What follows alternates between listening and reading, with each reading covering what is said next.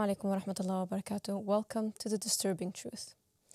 Today we're going to be talking about how a believer can be able to have boundaries, personal boundaries, have that freedom of having their own will and their own freedom versus being able to be that believer and submit to God. How do we balance those two? How are we supposed to be able to be as faithful believers? So you basically are saying that you have the self, which is the ego, the person, the inner, and so there's two selves, right? I was like, it's always explained as like two wolves. So there's this self, and then there's this greater good versus the greater good. So what do we do? Do we worry about our own welfare or prioritize our own self, or do we submit our will, or give it up for God? Like give up all our rights and all our freedom and put it in the hands of God and trust Him with all our heart. So many prophets and messengers, like you'll notice there's this pattern in majority of the religions, the Abrahamic faiths and all the religions across the world. And this is this concept of the struggle, the inner struggle that mankind has, the fighting of the self. Yeah. Like, fighting that primitive part of yourself, right? And you'll also see that there's many part of the jurisprudences or rituals, as you may call them, where they try to combat that self. And this is also something that the prophets have throughout time, the prophets and messengers throughout time, they've been trying to teach people what is the right thing. They're struggling with teaching the people, you're supposed to be able to, which one is it? Are you supposed to be able to have your own freedoms, or are you supposed to have and submit your freedom to God, right? So it's one of those. And this is what the people have been learning from the books, right? So yeah, the point is that this concept of just fight the self. I think it's quite clear why they came actually. Where certain rituals that they've come forth with. It all has to do with that great battle. Yeah, to deny the self was a very consistent message that all the prophets and messengers exactly. came with. Yeah. But many of the non-prophets have also spoken about similar things too. So, but what about today? So the prophets in their time, like when the companions were surrounding them, those companions were lucky. They were lucky enough to have the Imam of their time, to have a Caliph of God, the veil of God in their time, who could guide them, teach them ways on how to combat that self, because the self is a very tricky, it's a tricky creature, and the verses of the Quran, they truly speak against it, like the shaitan within, and like it's like man's worst enemy. So, but if you had a guide who knew this self well, he would teach you how to slaughter it, for example. But what about today? Like, what does mankind do now? Does that mean the self has it already been tamed by those prophets? Are the books enough? Are the scriptures enough for us to know that we know now how to combat the self?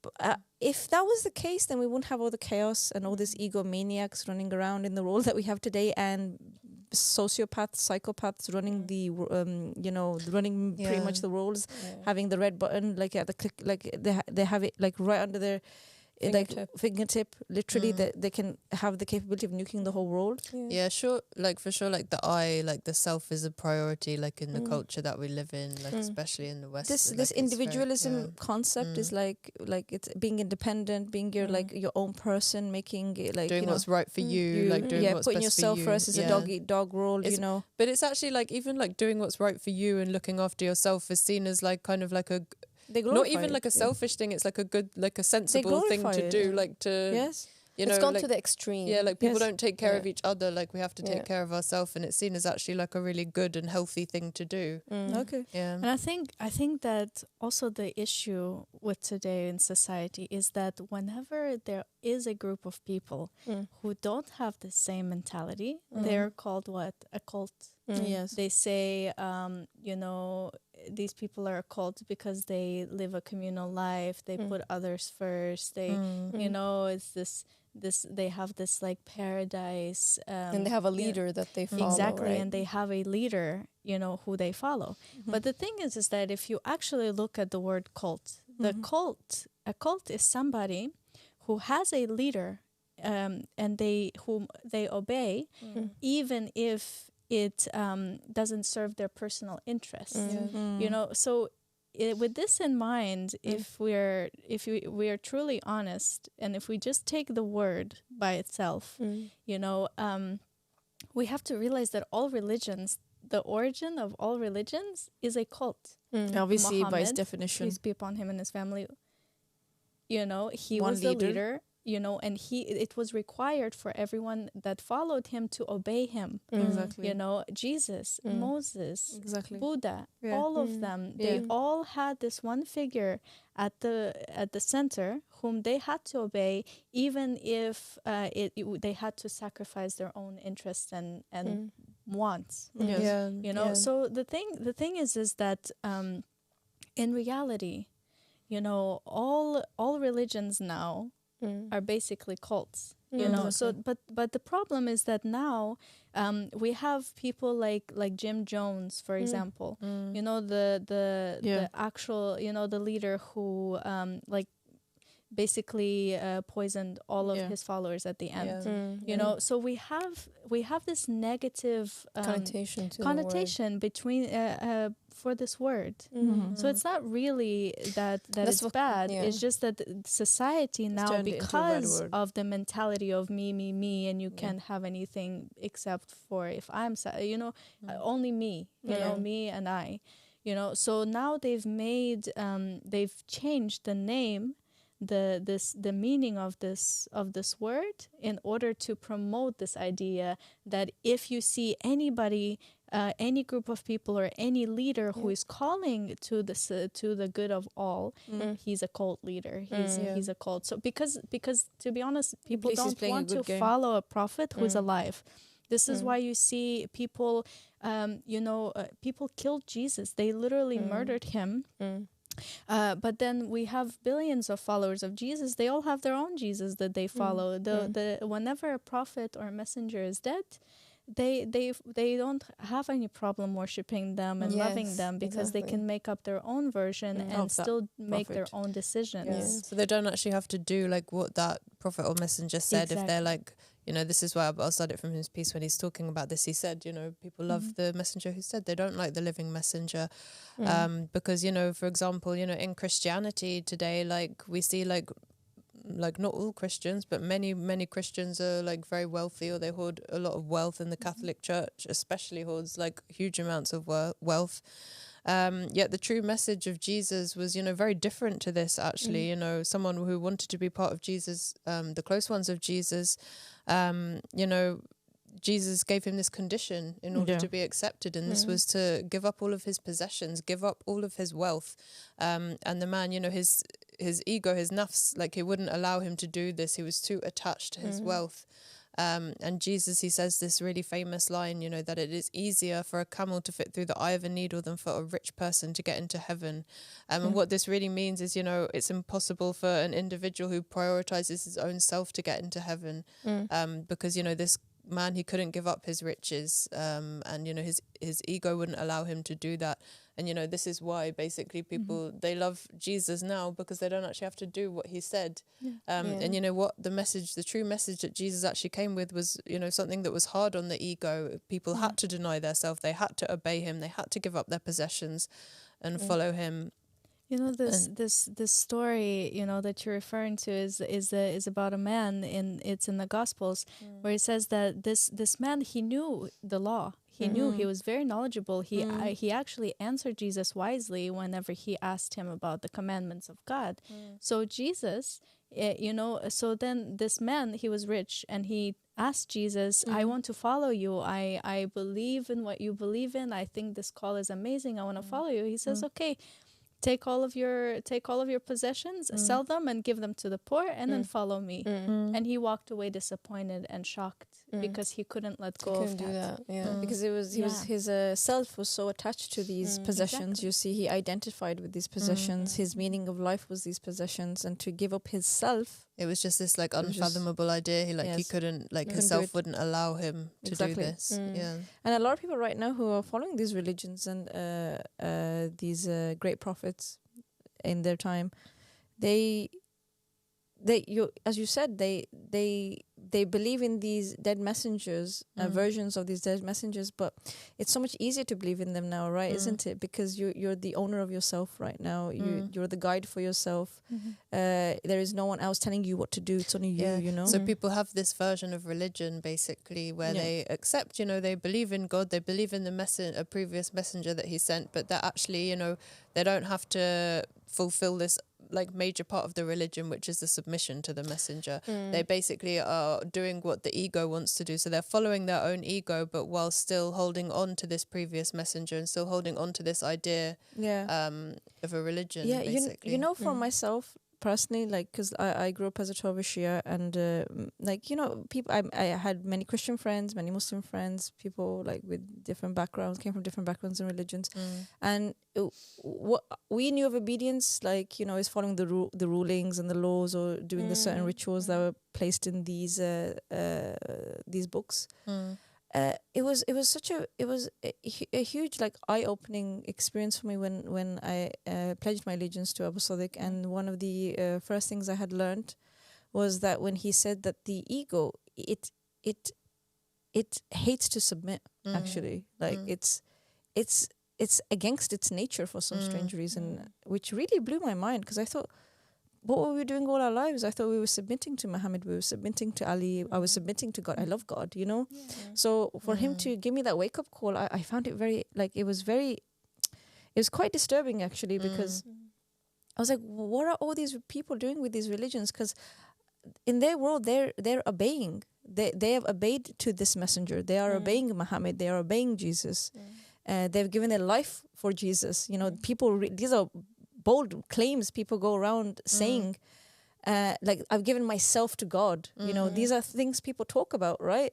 So when I heard that nobody actually on earth has actually really done that, was quite it was very hard to like take that in, that, and to know that me as a self actually dislikes this. And it goes back to the very beginning, in the creation of the mind, because the first creatures at the beginning, God created two creatures, right? Yes, exactly. He created the mind, the intellect, and he created ignorance. So when he created the mind, when he created the intellect, he told it to go forth. Exactly. Go forward. And then he told him to come back. Yeah. And it did. It followed it. And then what, whenever he created ignorance, he said go forth, and it went forth. But then he says come back, and it was like I'm not gonna obey you. Yeah. So ignorance was created, and disobedience, and that's the self. That's what the self and it's his nature. So, but to really, like, take that in, like, as a person, like, people need to, like, basically wake up. You may think you're in obedience to Muhammad right now. You may think you're in obedience towards Jesus and the God that sent him. But actually, you'll never know until you actually are obedient to the Imam of your time. And to be honest, to be clear, like, religion has always been, or recently, when there's no Imam to people and there's no prophet to the people, they have always just been following acts of worship. That's what religion is for people. I am such a good believer because I'm praying, I'm fasting, I'm giving charity, I'm doing this, and that's it. And it's so simple to be able to follow certain acts. There's no hardship in that. There's no hardship in having to fast or pray. Like, it's just an act. People who are not religious are able to do these things, right? So what's harder is, like you said, it's to submit to a man. And to be honest, if we look in the narrations of Ahlul Bayt, God state that he would never allow anyone to enter paradise if the person carried the same sin Iblis had. And what was the sin Iblis had? He didn't prostrate to Adam. Yes, exactly. He didn't want to prostrate. He didn't want to submit. He refused to submit and prostrate to Adam. So basically, every time God is angry with a people and when a punishment came down, it's because they refused to listen. They refused to submit to the caliph of their time. See, that's the key. People think they are in submission, but you'll never know until the caliph is elected before in your time, and God tells you to prostrate before him or to obey him, right? If you feel this inner struggle towards submitting to him, like this man that came to Jesus, right? Like he knew the law. He was a knowledgeable man. He knew of Jesus. He knew who he was talking to. Yet he struggled. He couldn't submit. Which means that you'll only know your true belief until you're truly tested, as the Quran says, right? So submission is the key, and the Israelites had to go through that, with Moses, and also submission to the Ahlul Bayt became obligatory. Like it was an obligation for you to submit to the Ahlul Bayt. But yet, as what you mentioned earlier, Alex, the society we live in today, they celebrate the concept of the I, like individualism, like this concept. And the prophets and messengers, they completely disregard. And what made the prophets and messengers truly great is that they disregarded themselves and they focused on others more. They were the servants for mankind. They was being a servant to God was to serve the people of God, and all they did was think about everyone else's needs, everyone else's rights, and placing every man, woman, and child before themselves, before they thought. That's why they were the perfect vessels to be God in creation. It made sense. So if you want to be a highly intellectual being, like a very highly intelligent, because another problem is the intelligence, the definition of it, it's truly lost. People don't really know what really intelligence is. They think someone who just focuses on themselves, knows how to do a complex mathematical equation is an intelligent being. But it's someone who actually does something for humanity, and not just pushes humanity forward, but actually serves humanity to make it a better place, to make Earth a better place. It's not someone who goes towards creating things that can destroy humanity. That's not an intelligent person. Intelligent people are these prophets and messengers who came and did nothing except elevate humanity, And also, intelligence is understanding that we don't understand, like that God is the one who understands and that we don't know better than him. Exactly. Just like like admitting how Jesus, when somebody called him, "Are you good?" and he was like, why do you call me good? Only God is good. You need to know that you are nothing. You are nothing without the veil of God, without God. Right. And just what you said, when you reach knowledge is you will know that you know nothing. Exactly. That's when you reach the true knowledge, is that you know nothing. There's so much and you cannot know, right?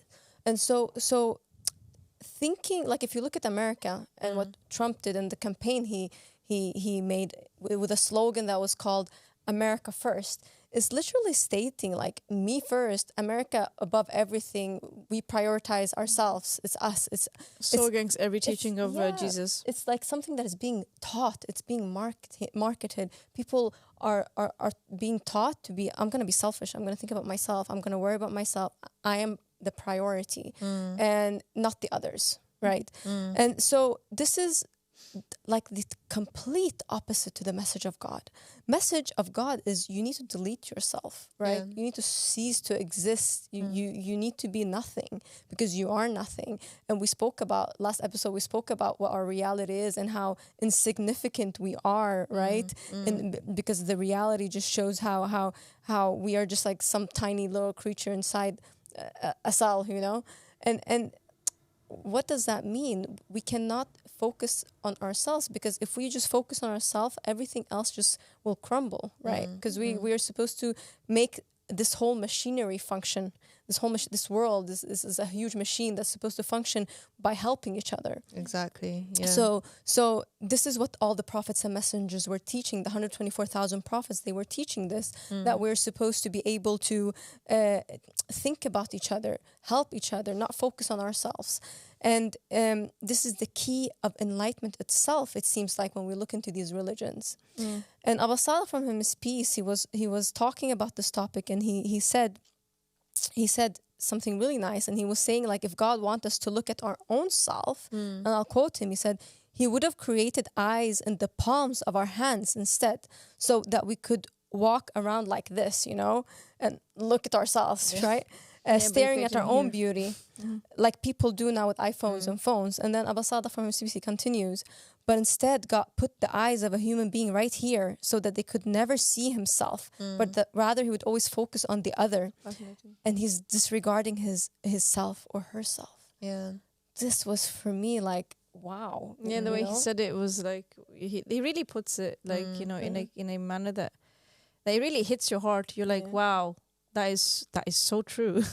I never thought of it like that. Yeah, it's insanity, because the way we are created is true. We are seeing out. We are not supposed to be focusing on ourselves.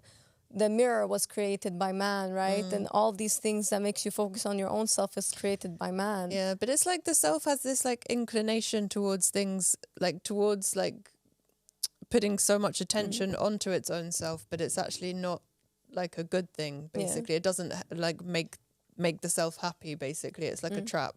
Yeah. But yeah, like this hadith that you're speaking about earlier, Sasha. So we have this hadith where like God creates intelligence and he creates ignorance, right? So when God creates the perfect mind, he commands it go forth and it obeys, and he commands it come back and it comes back, it obeys again.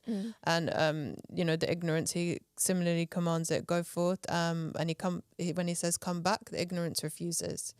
And so God, he also asks intelligence, who am I? Right?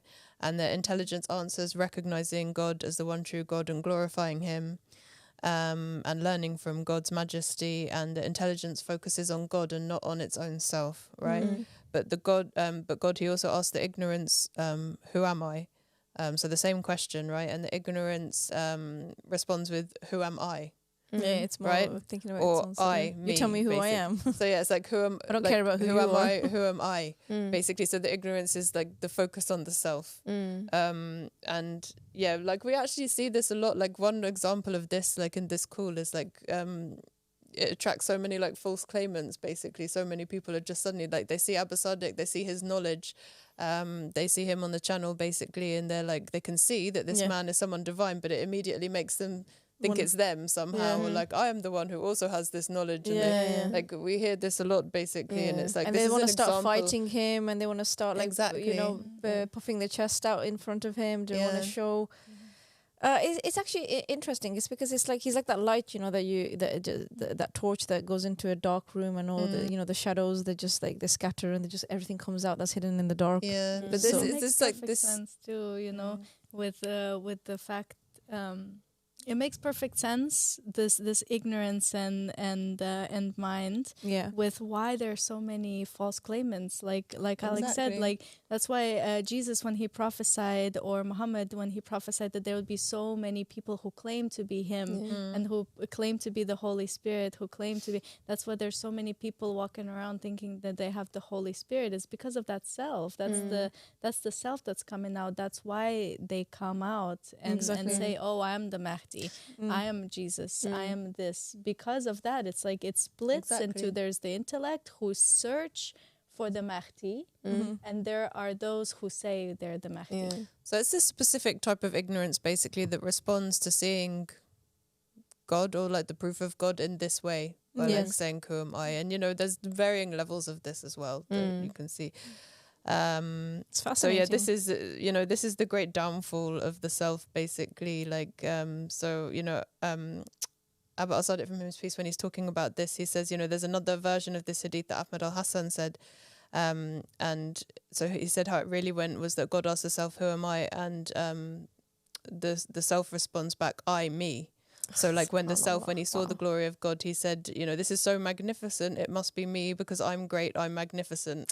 That's so like huge. But this is it's so crazy. It's so ego. But it's so we actually see it playing out so much, like on a day to day. Like we see I people must be great. say, this must be me because I've seen something, and it's this is the self. It just like it has this inclination towards things that aren't good for it, like towards this ignorance basically, and this is what we have to fight.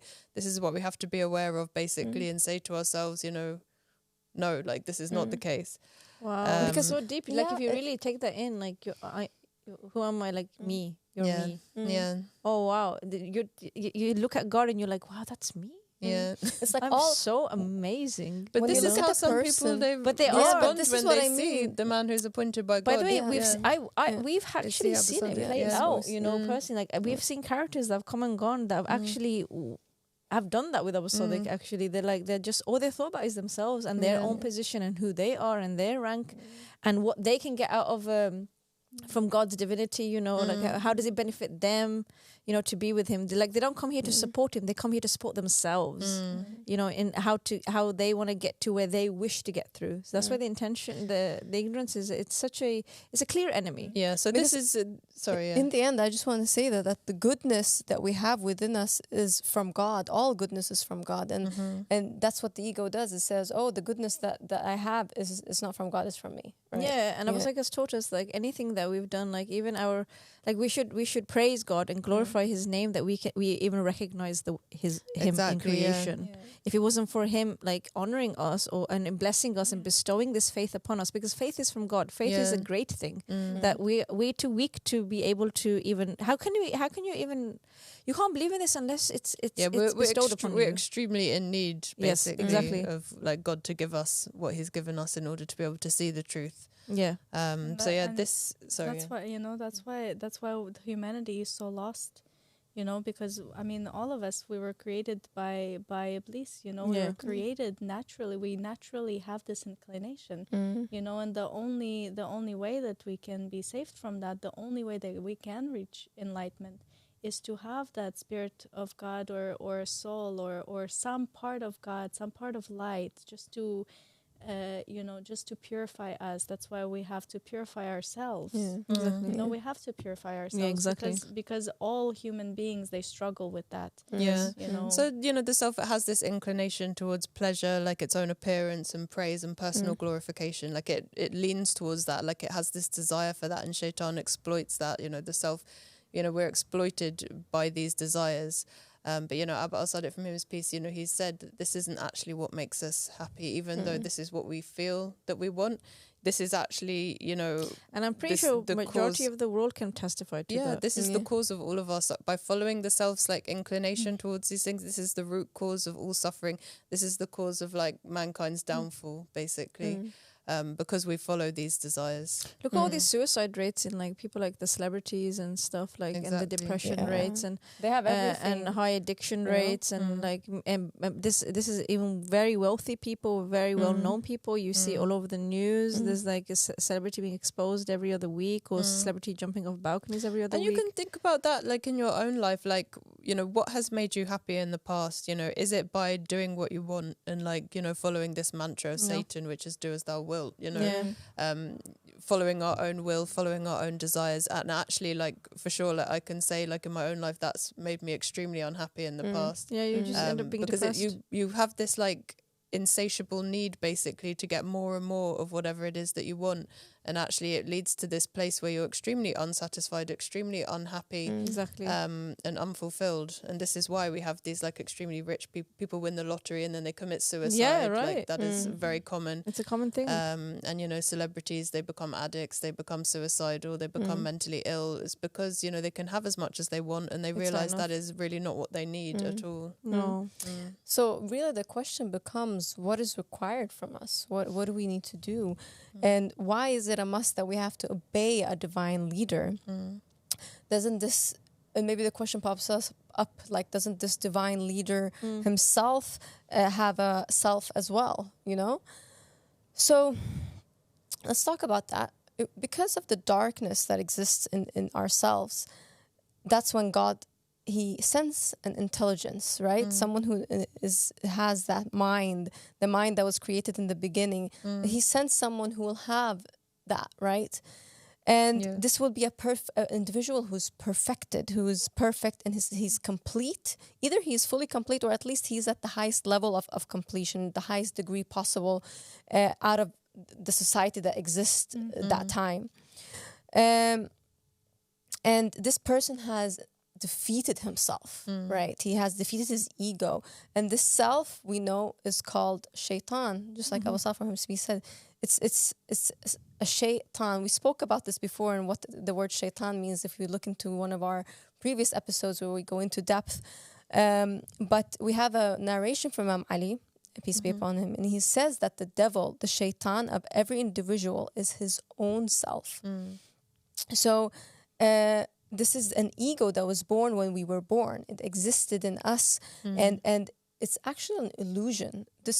We spoke about last episode about how this world is an illusion, right? So this ego that is created is actually just an illusion. It doesn't even exist. It's not even you. It's not a part of you, right? It's just like an avatar. It's not you. Yeah, And just the body. It's just a body. And then Abba Salah from his piece, while he was talking about this topic, I want to quote him. He said that the ego is what he said, it's a group of ideas based on the interactions that we've had and those things that society tells about our own selves, and that forms our opinion on how we should be and how we should act. So really the ego is something that is born out of our experiences and what society tells us to do. It's this completely false identity, basically based on our own past experiences and based on the way people have responded to us, that makes us think this is us, but it's literally not. It's just a collection of experience. And that's the scary thing, because we live in the end times, and like society is at its most dark age,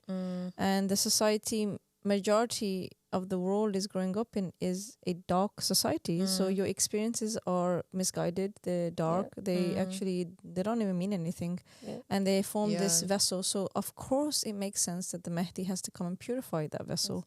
Because it's just like, imagine we just like, from depending the day we're born, we've just been living in a swamp for like 20 plus years. And the Mahdi has to come and now cleanse that and cleanse those ideas and cleanse those experiences and tell you this is not what it's not what you think it is, you know.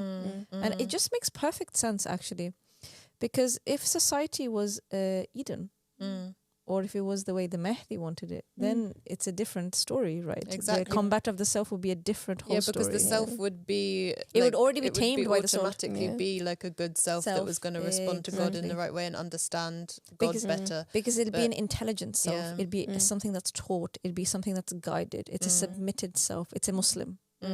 But right now they're not. Majority and this are is not. why, you know, you see so many people addicted to like their own hopelessness, like they're growing up in this world where there is like there's no real connection with God, like people aren't good to each other, like and you know, Abu Sadiq from his piece, I think he said in one of these episodes that like, you know, if someone basically has an experience like where they're rejected a lot by people, then they're going to have a self basically that perceives rejection more easily, whether it is there or not. And the same is true for, you know, someone who's had like loads of boosts of confidence for their whole life. They're going to see good.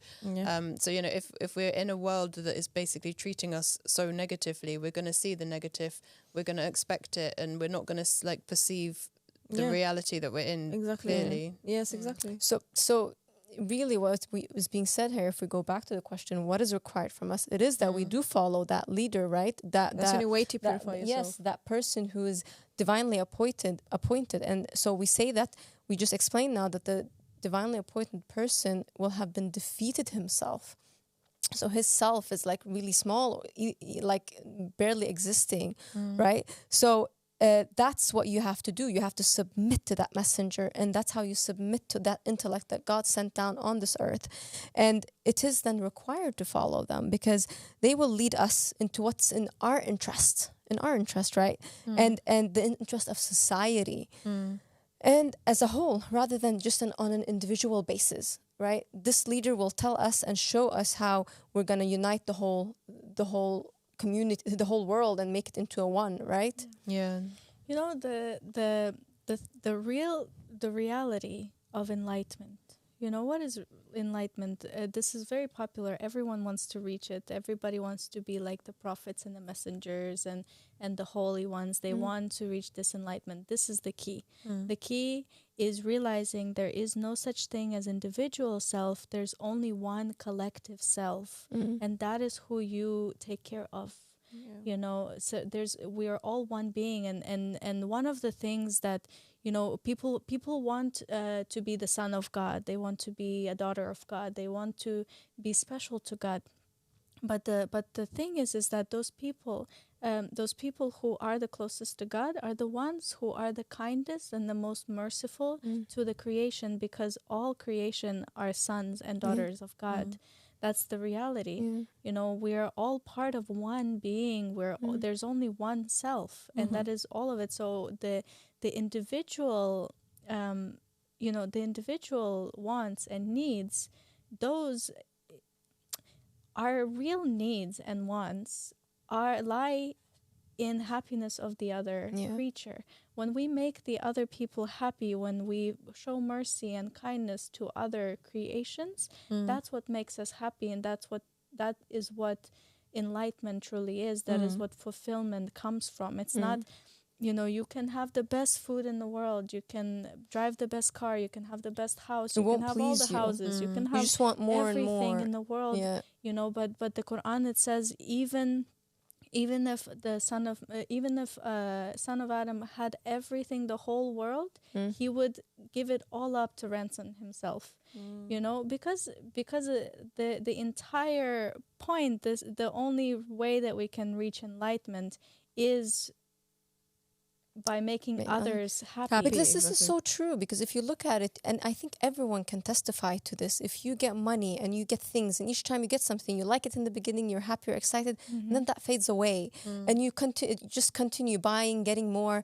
It never ends, and you're not happy. But when it comes to making someone happy, you get happy because you feel like, wow, I did something to that person, and their reaction it feeds you. It makes you lucky, right? It makes you fulfilled. Exactly. Sorry.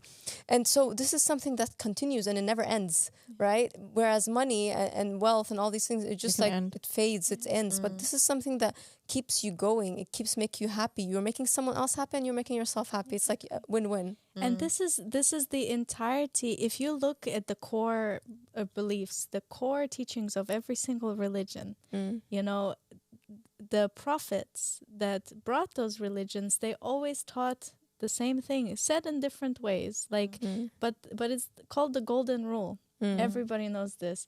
Do unto others what you want done to yourself. Is because when you look at others and you have for example, if you have two candy bars, and one of them is damaged, don't give the damaged one to your brother, give him the one that you would want for yourself.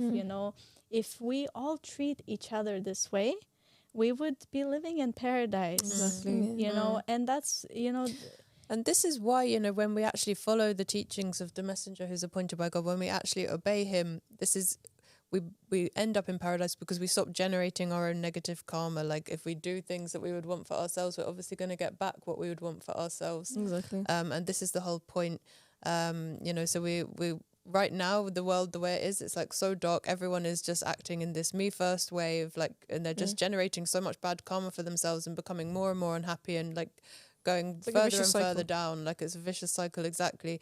And this is why we need Abba al-Sadiq from him his peace, in order to understand how to be good from him, because on our own we just don't understand this. We're just following the inclinations that we have of ourselves, and we need the messenger in order to understand, in order to see the way he is and to emulate that. And Abba al-Sadiq from him his peace, he said in this episode when he's talking about it, that God hid the happiness of human beings inside the happiness of other people, which is such a nice way of saying it, basically. And it just makes so much sense. We all know, we all can experience this as reality. I wanted to share something that was a conversation between Abba al-Sadiq from his peace and another believer. And there was the believer, she said, okay, so there's a story that I know of where Prophet Muhammad, peace be upon him, his progeny, he passes by a Jewish woman's house. And every time he does pass by this house, she just throws rubbish at him. And she keeps doing it for many days, And one day she's not there and she doesn't throw rubbish at him. So he, normally a person who would go through that, they would struggle, right? And they would be upset and angry if someone was throwing trash at them. But Prophet Muhammad, he didn't do that. And on that day when he found out that she wasn't there, he decided to instead go and check on her and see what happened. Why are you not there? And he found out that she was actually sick. And so then he took the step of taking care of her.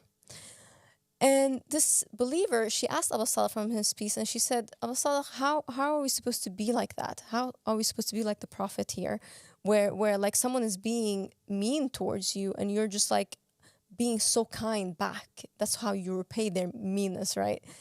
So Abba al-Sadiq from his peace, he answered with another story. And he said there was this Buddhist monk, okay? And this monk, he was walking down the road, And someone comes from behind him and slaps him so hard on the back of his head. It was so hard that he falls down and he drops everything that he's holding.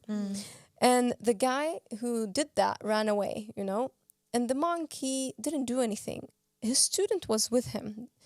And the student was looking at the monk and was so surprised and shocked and was saying, like, why didn't you defend yourself? Why didn't you run after him? Why didn't you do anything about it? And so the monk, he answered, he's like, well, that's actually his problem. What he did, this act that he did, he hit me, wasn't because he has a problem with me. He has a problem with himself. There's something within him that's causing him to have issues. And so this monk was feeling sorry for this guy, and he recognized he pitied him. He pitied him, and he recognized that this was an individual who was struggling, and because of the struggle, it caused him to be angry and hit the monk. And this answer was so beautiful, because if you look at it, Abu Sadaq is giving an answer and saying, if someone is being mean to you, if someone is throwing trash at you, if someone is hitting you, don't allow that to anger you. Because for me, there's a quote that followed me from my whole life since I was younger, because I was born and raised a 12er Shia. So obviously I was fond of the hadiths of Ahl al-Bayt. And there was this hadith of from Ahl al-Bayt that said, do not let anyone anger you, because it will control you. Anger will control you. So here, it means that they have a control over you. Exactly. So here, the monk and the prophet in these stories are showing that do not allow them to anger you, because they will have control over you. No, pity them. Pity them. They are going through something. When someone is angry with you and you don't understand why they're angry with you, they're going through something. And you have to show humanity. This is the key. Abu Sadaq is showing that religion is humanity. You have to be human. You have to care about others, help others. And our world today, there's no humanity. People don't care about each other. They don't help each other. They only think about themselves. They're promoting the idea of, I am more important and you are not, and that's what's going to bring me happiness, when it's not like that. Happiness comes from being human, showing humanity. Don't you, like, every person knows and feels that when someone is nice towards them, showing love towards them, you be happy, become happy, right? And so be to others like you wish people to be towards you, right? So this is something that Abu Sadaq from his peace is promoting, and he's also stating that this was what all the prophets and messengers promoted, and we know that from the scriptures. The scriptures we have today are not just stories. We're supposed to learn from them, right? Exactly. So the ruler from God is the most selfless person, actually. I mean, that's why, God chooses the person, why does Prophet Muhammad, peace be upon him, and his family, and Jesus, peace be upon him, why do they say that they have more of a right over them? Why do they say, if you love your mother or your father more than me, you're not worthy of me? It's not because they were appointed by God in order to enslave everybody and just have whatever they want. It was because they were the most qualified, the most selfless out of all the creation in order to make paradise on earth, so that because they can make decisions that would make everyone happy, not just themselves, especially not themselves. So in the end, if we go back to the beginning, when we asked the question, if we have freedom, my own boundaries, my own freedom, and submit to God, well, if you want to submit to God, you have to kill your ego. Your freedoms don't exist, because you get freedom, and you get free by submitting to God, because you make others happy. This freedom is in what submission he's to God. calling for. This is the enlightenment and the freedom that we're all looking for. Exactly. So in the end, what we promote is happiness, and that comes by being a fellow human who's nice and helping towards others. And inshallah, in the next episode, we'll talk about another disturbing truth. Assalamu alaikum wa rahmatullahi wa barakatuh. Assalamu alaikum.